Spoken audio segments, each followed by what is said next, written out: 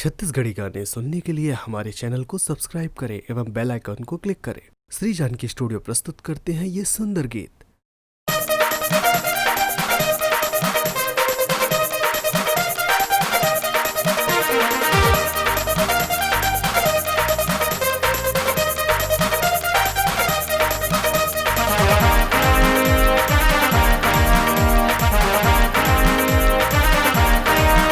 मैया कब से बैठे द्वार दरस हमें दे जाना।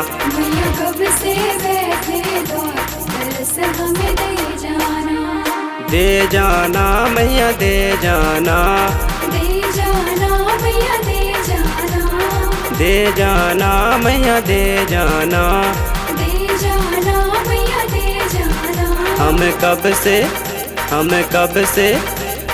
कब से बैठे द्वार दरस हमें दे जाना। मैया कब से बैठे द्वार दरस हमें दे जाना।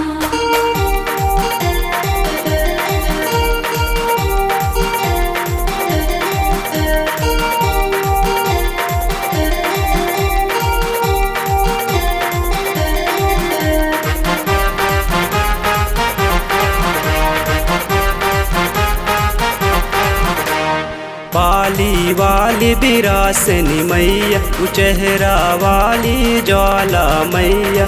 पाली वाली बिरासनी मैया चेहरा वाली ज्वाला मैया। होवे संकट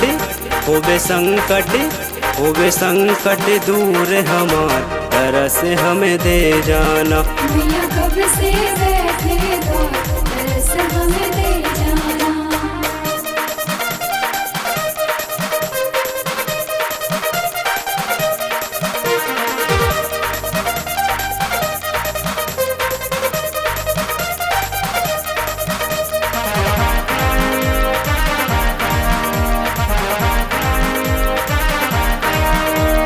नरोजाबाद की काली मैया, कोह का गाँव की दुर्गा मैया। नरोजाबाद की काली मैया, कोह का गाँव की दुर्गा मैया। मैया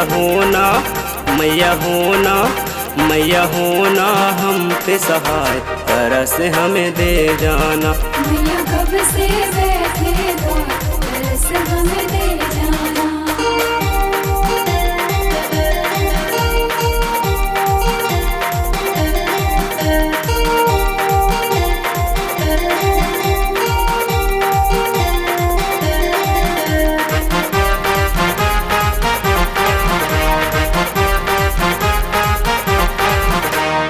गोविंद तोरे ध्यान लगावे, राजवीर सिंह जस तुर गावे।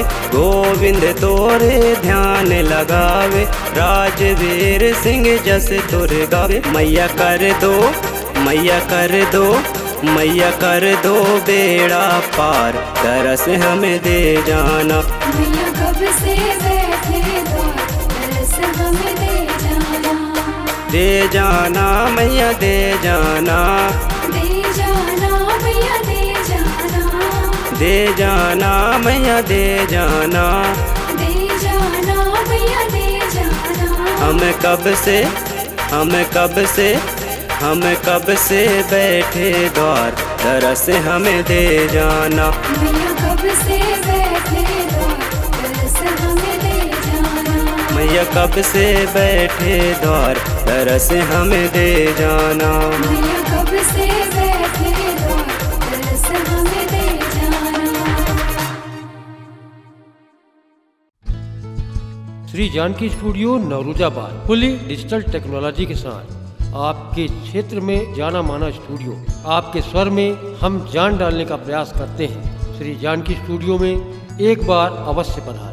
रिकॉर्डिंग हेतु संपर्क करें श्री जानकी स्टूडियो, पीपल चौक, नौरोजाबाद। मोबाइल नंबर 9424683948 एवं 9755084615।